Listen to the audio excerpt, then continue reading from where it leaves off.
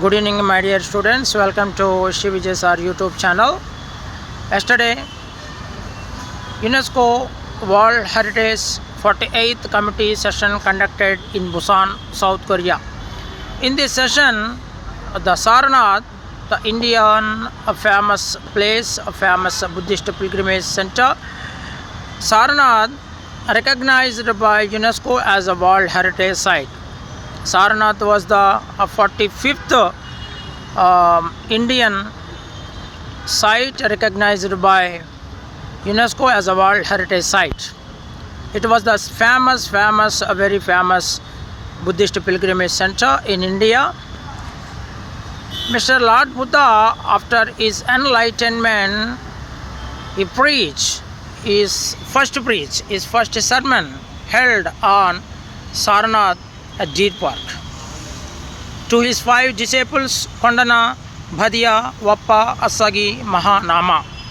And also, Mr. Ashoka issued his pillar inscription, Sarnath pillar inscription. Ashoka issued a pillar inscription in Sarnath. The government of India obtained our national emblem from the Sarnath pillar inscription. The very most Buddhist pilgrimage center, important center for Group 2 and Group 1 and SI and Constable also.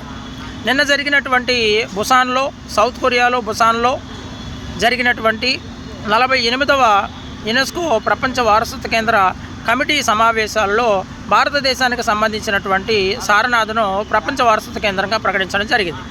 ఇది భారతదేశంలో 45వ ప్రదేశంగా చెప్పుకోవచ్చు. మన UNESCO ప్రపంచ వారసత్వ కేంద్రంగా ప్రకటించినటువంటి ప్రదేశాల్లో 45వ ప్రదేశంగా సారనాథ్ని మనం చెప్పుకోవచ్చు. సారనాథ్ అనేటువంటిది బౌద్ధస్తులకు అత్యంత పవిత్రమైనటువంటి యాత్రాస్థలం.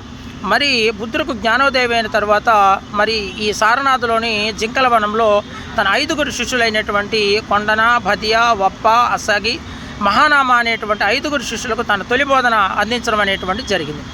అంతేకాకుండా మౌర్య చక్రవర్తి అయినటువంటి మరి అశోకుడు మరి తన స్తంభ శాసనాన్ని ఈ సారనాథ్లోనే మరి వేయించడం జరిగింది.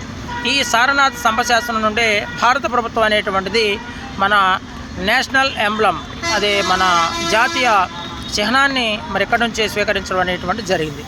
మరి ఇది కరెంట్ అఫేర్కి సంబంధించినటువంటి, హిస్టరీకి సంబంధించినటువంటి కరెంట్ అఫేర్ విషయం. మరి దీన్ని మీరు నమోదు చేసుకున్న మీ నోట్స్లో రాసుకునేటువంటి ప్రయత్నం చేయండి.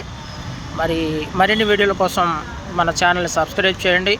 మరి మీకు ఏమన్నా సంబంధించినటువంటి డౌట్స్ ఉంటే కామెంట్ చేయండి. Thank you so much.